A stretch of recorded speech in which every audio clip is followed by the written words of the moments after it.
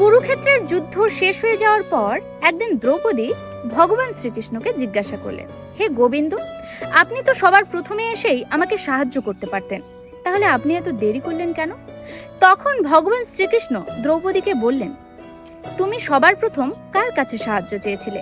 তোমার স্বামীদের কাছে, কিন্তু তারা তোমাকে সাহায্য করেনি। তারপর তুমি সাহায্য চেয়েছিলে গুরুর কাছে, কিন্তু তিনিও তোমাকে সাহায্য করেনি। তারপর তুমি সাহায্য চেয়েছিলে পিতামহ ভীষ্মের কাছে, কিন্তু তিনিও তোমাকে সাহায্য করেনি।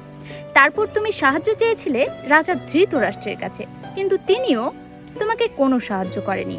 তারপর যখন তুমি বললে গোবিন্দ, মাত্র 3 সেকেন্ডের মধ্যে আমি সেখানে উপস্থিত হয়েছিলাম।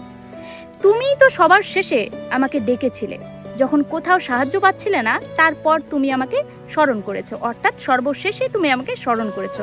তাহলে আমি তো সবার শেষে যাইনি, স্মরণ তুমি আমাকে সবার শেষে করেছিলে। তো এই কথাগুলো তাদের জন্য যারা বলে যে আমি ভগবানকে মানি না, ভগবানকে বিশ্বাস করি না। তো তাদেরকে বলছি, আপনি যদি ভগবানের প্রতি কোনো বিশ্বাস না রাখেন, তাহলে ভগবান আপনার কাছে কখনো আসবে না। হরে কৃষ্ণা।